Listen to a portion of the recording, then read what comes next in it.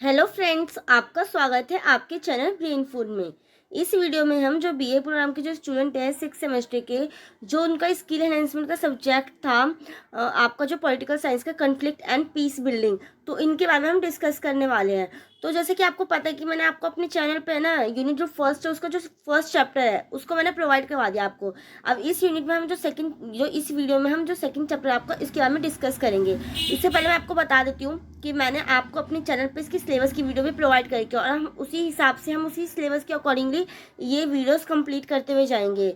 तो आप अगर आपने सिलेबस की वीडियो नहीं देखी होगी तो आप उस सिलेबस की वीडियो देख लेना, मैं आपको डिस्क्रिप्शन में लिंक दे दूंगी। और साथ ही साथ मैं आपको इस वीडियो का जो फर्स्ट पार्ट है, इट मीन जो यूनिट फर्स्ट का चैप्टर फर्स्ट है, उसकी वीडियो भी प्रोवाइड करवा दूंगी। तो अब हम इस वीडियो को स्टार्ट करते हैं। अब हम पहले मैंने वैसे आपको ना संघर्ष का अर्थ बता दिया है, मैंने उस वीडियो में भी आपको संघर्ष मतलब का बताया था कि जो संघर्ष का मतलब है आखिर में है क्या।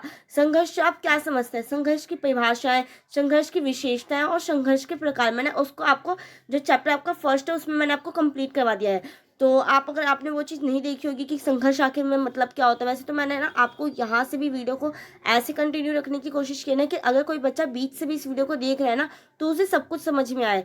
तो अब हम देखते हैं कि संघर्ष का आखिर मतलब क्या है, क्योंकि फर्स्टली हमें अगर इस बुक का नेम ही आपका कन्फ्लिक्ट एंड पीस बिल्डिंग, तो हम अगर पहले हमें अगर कन्फ्लिक्ट का मतलब ही नहीं पता होगा कि आखिर में जो कन्फ्लिक्ट है, संघर्ष है, वो आखिर होता क्या है, तो हमारे आगे पढ़ने का कोई मतलब ही नहीं रह जाता, क्योंकि जब तक हम इसका मतलब हम नहीं जान लेते हैं। तो आइए हम इस वीडियो को स्टार्ट करते हैं। वैसे आपका जो ये यूनिट फर्स्ट का जो सेकंड चैप्टर है उसका नेम है संघर्ष समाधान, संघर्ष परिवर्तन और संघर्ष संरचना प्रबंधन। तो आइए हम इस वीडियो को देखते हैं। तो इसमें हम संघर्ष का अर्थ देखते हैं कि कन्फ्लिक्ट। अब जो कन्फ्लिक्ट शब्द है वो कैसा है, लेटिन भाषा के कन प्लस फ्लिंगो से मिलकर बना है। जो कन का मतलब क्या होता है, टुगेदर मतलब साथ में, और फ्लिंगो का अर्थ क्या होता है, टू स्ट्राइक। इट मीन जो आपस में लड़ाई झगड़े, जो अपनी बातों को एक तरीके से मनवाने का एक ढंग होता है, उसी को हमने क्या किया, एक तरीके से संघर्ष का है। जैसे कि इसमें लिखा भी है कि जो संघर्ष का अर्थ है ना उसका मतलब क्या है, लड़ना, प्रभुत्व के लिए, संघर्ष के लिए, विरोध करना, किसी पर काबू पाने आदि। जैसे कि इट मीन्स जो संघर्ष होता है हम कब करते हैं, या तो हमें कुछ अपनी विश होती है, मतलब हम कुछ चीज़ को हमें कुछ चाहिए होता है, उसके लिए हम संघर्ष करते हैं, या अपनी बात मनवाने के लिए, या एक तरीके से अपना एक तरीके से वो करने के लिए, प्रभुत्व जमाने के लिए, लोगों के ऊपर अपनी ठाट बाट जमाने के लिए हम उसके लिए हम संघर्ष करते हैं कि लोग हमारी ही सुने। तो इसलिए भी हम लोगों में आपस में क्या होता है, संघर्ष होता है। तो यही चीज़ है कि जो संघर्ष है ना वो किसी व्यक्ति समूह द्वारा बल प्रयोग और हिंसा प्रतिकार अथवा विरोध पूर्वक किया जाने वाला वह प्रयत्न है जब दो या दो से अधिक व्यक्ति अथवा समूह के कार्य में क्या करता है, बाधा डालता है।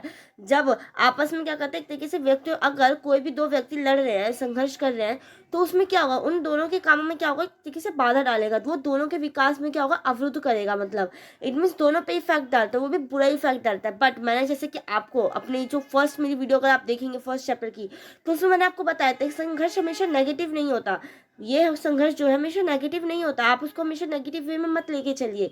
ये कभी कभी पॉजिटिव भी होता है, और वो कैसे होता है, अगर आपने वो वीडियो मेरी देखेंगे फर्स्ट चैप्टर की तो आपको पता चल जाएगा। तो अब आइए इसमें, क्योंकि हम क्या पढ़ने वाले हैं, इसमें हम पढ़ेंगे संघर्ष समाधान। इसके ऊपर हम डिस्कस करेंगे कि आखिर में संघर्ष समाधान है क्या, और संघर्ष समाधान के तरीके क्या है, तो इनके बारे में हम देखेंगे इस वीडियो में। तो फर्स्टली आपको ये पता होना चाहिए कि आखिर में जो संघर्ष समाधान है वो आखिर है क्या। तो जो संघर्ष समाधान, इसे दो या दो से अधिक व्यक्तियों या समूह के बीच समस्याओं को पहचानने और हल करने की प्रक्रिया के रूप में वर्णित किया गया है। इट मीन संघर्ष समाधान, जैसे कि आप इसके नेम से ही आपको पता चला है, समाधान, किसी भी चीज का एक तरीके से समाधान ढूंढना। जो संघर्ष हो रहा है उसके पीछे का रीजन हम जानकर उसको हल करने की कोशिश करें। देखिए जैसे कि मैंने लिख रखा है कि उन समस्याओं को आप पहचान कर और हल करने की प्रक्रिया को हमने क्या किया है, संघर्ष समाधान कहा है। तो आपको, आई होप आपको पता चल चुका होगा कि आखिर में जो संघर्ष समाधान है वो है क्या। और मैंने आपको ये भी बताया कि ये है ना, जो असहमति विभिन्न स्रोतों से आ सकती है। जो संघर्ष होते क्यों है, आप अगर देखिए तो संघर्ष होता क्यों है, क्योंकि आपस में हमारी क्या नहीं होती, सहमति नहीं होती, हम आपस में को वो नहीं कर पाते, आपस में सहमत नहीं हो पाते एक दूसरे के विचारों से, एक दूसरे के सोच से। तो इस वजह से जो संघर्ष है वो उत्पन्न होता है। बट जैसे कि मैंने आपको बोला कि आखिर में जैसे अलग अलग राय, कार्यशैली और संचार के तरीके, कभी कभी जो सहकर्मी होते हैं ना वो किसी अन्य टीम के सदस्यों के शब्दों और कार्यों को गलत समझते हैं, तो उस कारण भी क्या हो जाता है, संघर्ष उत्पन्न हो जाता है। मान लो कि आपको अगर कोई कुछ और कहना चाह रहा है और आप कुछ और समझ रहे हैं, तो उसके लिए आप क्या कर जाते हैं, लड़ जाते हैं, झगड़ने लग जाते हैं। तो ये सब क्या, ये संघर्ष ही तो है। तो यही चीज कही गई है। जिससे क्या होता है, संघर्ष होता है। और ये जो प्रक्रिया है वो तनाव कम करने दोनों पक्षों को, और जो हमारी प्रक्रिया है ना संघर्ष समाधान, ये क्या करती है, ये एक तरीके से तनाव को कम करती है, संघर्ष को खत्म करती है, संघर्ष का समाधान करती है। यह प्रक्रिया करती है जो तनाव को कम करने, दोनों पक्षों को एक समझ लाने और समझौता खोजने का प्रयास करती है। क्योंकि समाधान का मतलब ही है कि हमने जो संघर्ष है, संघर्ष की जड़ को क्या कर दिया, एक तरीके से खत्म कर दिया। जो संघर्ष है उसको हमने क्या कर दिया, एक तरीके से खत्म कर दिया, उसको पहचाना और फिर उसे हल करने की कोशिश की, तो वो हमारा क्या है, संघर्ष समाधान है। अब जैसे कि अगला कदम समस्या को हल करने के लिए संघर्ष से आगे बढ़ना है, ताकि सभी पक्षों को लगे कि संतोषजनक परिणाम के साथ संघर्ष क्या हो जाता है, खत्म हो गया है। अब इसकी हम डेफिनेशन एक बार देख लेते हैं कि जैसे कि हमें जो लिखने का एक तरीके से होगा वो किस टाइप से लिखेंगे, तो आप उसको इस तरीके से वो कर सकते हैं। इसकी परिभाषा है कि संघर्ष समाधान एक ऐसी प्रक्रिया है ना जहाँ पार्टियों के बीच में दी गई असहमति को उचित समाधान तक पहुंचाने के लिए मध्यस्थता की जाती है।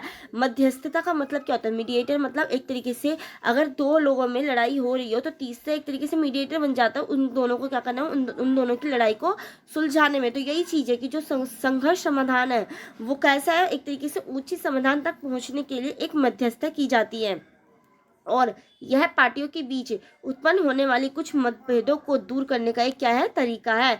क्या है संघर्ष समाधान, अब आपको पता चल चुका होगा, क्योंकि इस चैप्टर में हम संघर्ष समाधान के ऊपर पढ़ रहे हैं, तो अब आपको पता चल चुका कि आखिर में जो संघर्ष समाधान है वो आखिर है क्या। और जो संघर्ष समाधान को एक कौशल और एक प्रक्रिया दोनों समझा जा सकता है। आप इसको एक कौशल भी मान सकते हैं, इट मीन्स एक टैलेंट, एक आपका एक तरीके से इसको और मान सकते हैं, और एक प्रक्रिया, एक मतलब मेथड भी इसको मान सकते हैं। अब वो कैसे, एक कौशल हो गया और एक मेथड हो गया। कौशल तो आप जैसे जानते हैं, अगर किसी बंदे में मतलब दो व्यक्ति लड़ रहे हैं और तीसरे बंदों को उनको सुलझाने का एक तरीके से टैलेंट है, कौशल है, वो किस तरीके से उस सिचुएशन को हैंडल करता है, तो उसमें से वो कौशल हो गया। जैसे कि मैंने आपको बता रखा है कि कौशल के दृष्टिकोण से, जो कौशल के दृष्टिकोण से एक व्यक्ति के पास मध्यस्थता, अनुनय, बातचीत, यहाँ तक कि असहमति के माध्यम से संघर्षों को हल करने की क्या होती है, अत्यधिक विकसित क्षमता हो सकती है। इट मीन्स वो मान लो कि दो व्यक्ति लड़ रहे हैं, उन दोनों की वो बातों को एक तरीके से असहमति भी जता रहा है, बट फिर भी वो अपनी बात को क्या कर ले रहा है, उन दोनों को एक तरीके से संघर्ष से दूर लेके चला जा रहा है, संघर्ष समाधान की ओर लेके चला जा रहा है। तो उसके अंदर कैसा कौशल है, मतलब कौशल है ना, टैलेंट है ना वो, तभी तो वो उन दोनों की लड़ाई को सुलझा रहा है।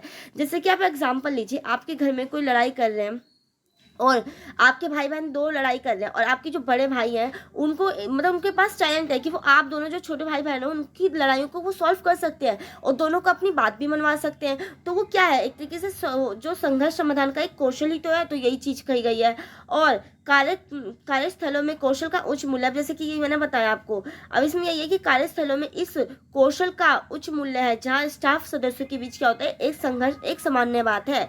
जैसे कि आप देखते हैं जो ऑफिस होते हैं, ऑफिस में कैसे आपस में जो कर्मचारी होते हैं वो लड़ने लग जाते हैं, तो वहाँ के लिए ये क्या है, एक तरीके से ये जो कौशल है एक उच्च मूल्य है, वहाँ के लिए बहुत बेटर होगा। क्योंकि अगर किसी के पास टैलेंट होगा कि वो उन चीज़ों को सुलझा सके, वहाँ के मैटर को एक तरीके से ख़त्म कर सके, रफा दफा कर सके, जो संघर्ष का मैटर है, तो इट मीन्स वो टैलेंट है, इट मीन्स उसमें टैलेंट है। तो यही चीज़ कहिए कि जो कौशल है ना वो कैसे है, संघर्ष समाधान को एक कौशल और एक प्रक्रिया दोनों के रूप में हम क्या कर सकते हैं, मान सकते हैं। जो संघर्ष समाधान है उसको हम एक कौशल भी मान सकते हैं और उसको हम एक प्रक्रिया भी मान सकते हैं। अब प्रक्रिया कैसे मान सकते हैं वो अब हम देखते हैं कि दूसरी ओर जो संघर्ष समाधान की एक ऐसी प्रक्रिया है जिसमें मौजूदा मुद्दे के आधार पर कई पक्ष शामिल हो सकते हैं।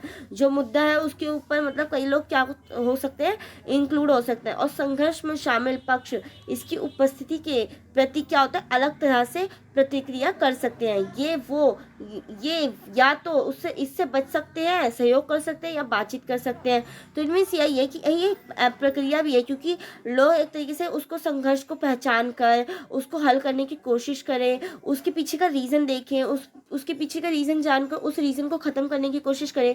तो ये कैसा मेथड हो गया, जो संघर्ष है एक कौशल भी हो गया और साथ में क्या हो गया, संघर्ष एक क्या हो गया, प्रक्रिया भी हो गई। तो यही चीज कही गई है कि जो संघर्ष को नरम करने की कोशिश कर सकते हैं, एक दूसरे के साथ प्रतिस्पर्धा भी कर सकते हैं। तो यही चीज है इसको खत्म करने के लिए। तो अब आपने देख लिया कि जो संघर्ष समाधान आखिर में वो है क्या, संघर्ष समाधान का मतलब क्या होता है। अब हम देखते हैं जो संघर्ष समाधान है उसकी परिभाषा भी आपने देख ली। अब हम देखते हैं कि जो संघर्ष है उसको समाप्त करने के लिए निम्नलिखित कुछ उपाय हैं। तो अब हम किस तरीके से संघर्ष को समाप्त कर सकते हैं उसके कुछ उपायों के बारे में हम देख लेते हैं। तो जो संघर्ष का फर्स्ट मतलब उपाय है वो है कि संघर्ष के कारण को हटाना। जो रीजन है, इट मीन जिस रीजन के लिए लड़ाई हो रही है, जो जिस रीजन की वजह से लड़ाई हो रही है, जिस रीजन की वजह से संघर्ष हो रहा है, अगर उस रीजन को ही खत्म कर दिया जाए तो संघर्ष तो अपने आप खत्म हो जाएगा। तो यही चीज़ की यही है कि पहले संघर्ष के वास्तविक कारण का पता लगाना चाहिए, और यदि संघर्ष के कारण को दूर कर दिया जाएगा तो समाधान क्या हो जाता है, समाधान तक पहुंचना आसान हो जाता है, मतलब हमारा समाधान निकल जाता है, संघर्ष का समाधान हो जाता है। तो यही चीज़ कही है। नेक्स्ट आपका उसके अंदर जो आपकी संघर्ष को समाप्त करने के दूसरे उपाय में है आपका कि प्रारंभिक कार्यवाही। अब प्रारंभिक कार्यवाही क्या है, इसमें यदि किसी विवाद को प्रारंभिक अवस्था में ही सुलझा लिया जाए, इट मीन जब वो फर्स्ट स्टेज पे ही रहा है, जब वो एक तरीके से बड़ा विकराल रूप धारण करने से पहले ही हमने अगर उसको वहाँ पे ही सॉर्ट आउट कर दिया उस मामले को, तो तब भी हमारा क्या हो सकता है, संघर्ष को हम टाल सकते हैं। तो यही चीज़ है, तो वह बड़ी समस्या नहीं बन जाता और मामूली सी तकरार में हल निकालना भी क्या हो जाता है, आसान हो जाता है। तो समय पर कार्रवाई और एक संघर्ष को सुलझाने में क्या कर सकती है, मदद कर सकती है। इट मीन्स प्रारंभिक कार्रवाई करके हम क्या कर सकते हैं, संघर्ष को सुलझा सकते हैं। नेक्स्ट है आपका थर्ड जो सकारात्मक दृष्टिकोण। अब सकारात्मक दृष्टिकोण मतलब जो हमारा पॉजिटिव एटीट्यूड है उसके थ्रू भी हम क्या कर सकते हैं, संघर्ष को सुलझा सकते हैं। अब वो कैसे, जो संघर्ष को सुलझाने के लिए ना परस्पर विरोधी दलों को आगे आना चाहिए। इट मीन्स जो विरोधी दल है उनको एक तरीके से खुद आगे आकर अपनी अब सकारात्मक दृष्टिकोण कैसे हो सकता है, मान लो किसी दो व्यक्ति की लड़ाई हो रही है और उसमें जो एक व्यक्ति है वो अपनी गलती मान लेता है, तो यही इससे क्या हो जाता है, संघर्ष खत्म हो जाता है। उसका कैसा मतलब उसका दृष्टिकोण कैसा था, उसका सकारात्मक दृष्टिकोण था, तभी तो उसने अपनी गलती मानी, और जब उसने अपनी गलती मान ली तो वहीं पे क्या हो गया, संघर्ष खत्म हो गया। तो यही चीज है कि जो संघर्ष को सुलझाने के लिए ना एक परस्पर विरोधी को आगे आना चाहिए।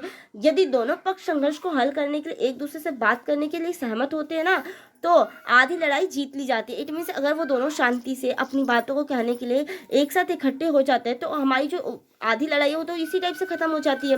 तो यही चीज़ है कि एक दूसरे पर दोष आरोपण करना, एक दूसरे में दोष निकालना और अनावश्यक रूप से दूसरों की आलोचना करना आदि नकारात्मक भाव से बचना चाहिए। कि हम ये नहीं कि दूसरों का मान लो कि अगर गलती है तो दोनों हम दूसरों की बुराई करने लग जाए, उसका दोष निकालने लग जाए या कुछ आलोचना करने लग जाए उसकी। हमें इस नकारात्मक भाव से बचना चाहिए। हमारे अंदर कैसा एटीट्यूड होना चाहिए, सकारात्मक दृष्टिकोण होना चाहिए। हमारा जो विजन है वो कैसा होना चाहिए, सकारात्मक पॉजिटिव होना चाहिए।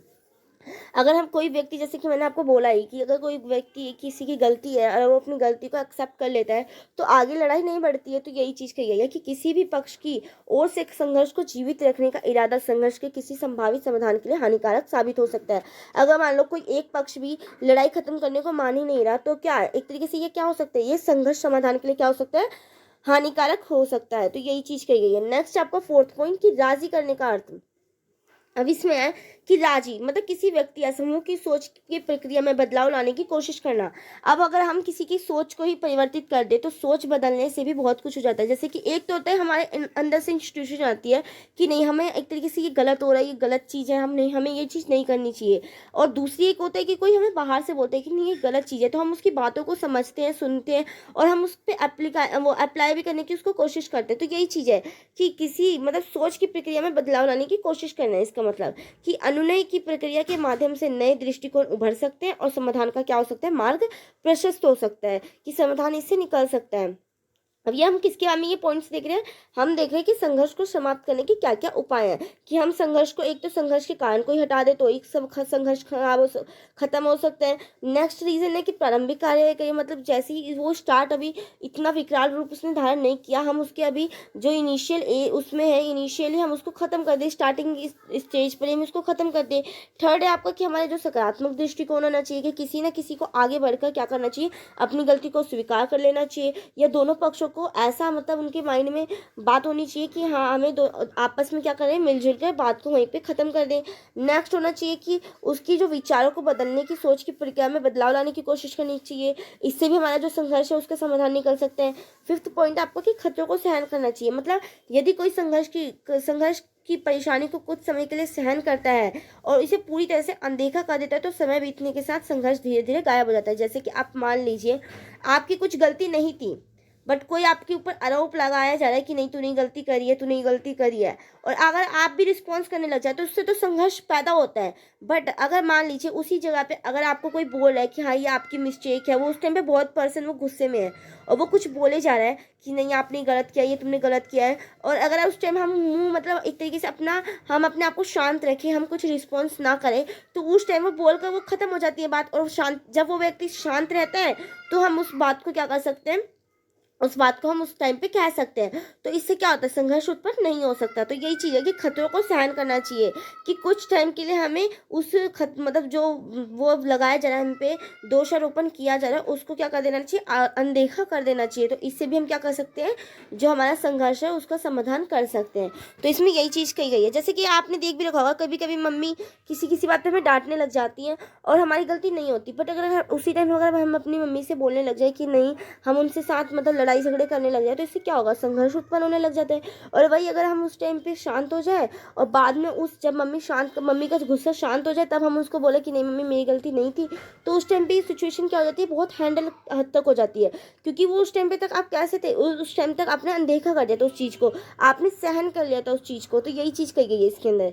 ऐसे ही आपका आप संघर्ष समाधान के 6 पॉइंट है आपका, कि सत्य को स्वीकार करना चाहिए, कि संघर्ष को समाप्त करने के सबसे आसान तरीकों में से यह स्वीकार करना है कि किसी ने गलत किया था या कि किसी संघर्ष को खुद को शामिल करने में गलती की थी। इट मीन्स आपको सत्य को स्वीकार करना चाहिए। अगर किसी से मिस्टेक हुई है, आपस में दो व्यक्ति लड़ रहे हैं, उनको आखिर में आपको पता होता है कि आपको आपकी गलती के बारे में सबको पता होता है कि अगर कुछ मैंने गलती करी है तो मुझे अपने बारे में पता है कि हाँ मेरे से ये गलती हुई है। पर अगर हम उस गलती को मान लेते हैं, उस सत्य को स्वीकार कर लेते हैं, तो उससे भी संघर्ष क्या नहीं होता, उत्पन्न नहीं होता है। तो इसके अंदर यही चीज़ थी। मैंने अब आपको ये बता दिया कि जो संघर्ष को समाप्त करने के क्या क्या एक तरीके से उपाय हैं और संघर्ष समाधान आखिर में कैसे हो सकते हैं। तो इस हमने इस वीडियो में संघर्ष समाधान के बारे में पढ़ लिया कि संघर्ष समाधान आखिर है क्या, और संघर्ष समाधान की क्या क्या उसको हम क्या कैसे कैसे हम उसको रोक सकते हैं। तो आई होप आपको ये वीडियो समझ में आई होगी। जो जो मैंने आपको बताया, जो जो आपको मैंने पॉइंट्स क्लियर किए, वो आपके दिमाग में जाकर एकदम बैठ चुका होगा। आप अपने इसको आप अपने रियल लाइफ से भी कोरिलेट करके इसको आप आराम से बनाकर पेपर में भी, अगर आपसे रिलेटेड कुछ भी क्वेश्चन आता है तो आप इसे आराम से लिख सकते हैं। तो आई होप अगर आपको ये वीडियो अच्छी लगी हो तो, और प्लीज़ इस वीडियो को ज़्यादा से ज़्यादा शेयर करना, इस वीडियो को लाइक करें और कमेंट करें इस वीडियो पे, जिससे कि थोड़ा मुझे भी मोटिवेशन मिले और मैं आगे और वीडियोस बनाने के लिए मतलब एक तरीके से मुझे अप्रिशिएशन मिलता रहा आप सबसे। तो थैंक यू सो मच इस वीडियो को एंड तक देखने के लिए। अब हम मिलते हैं नेक्स्ट वीडियो में, जब तक के लिए बाय।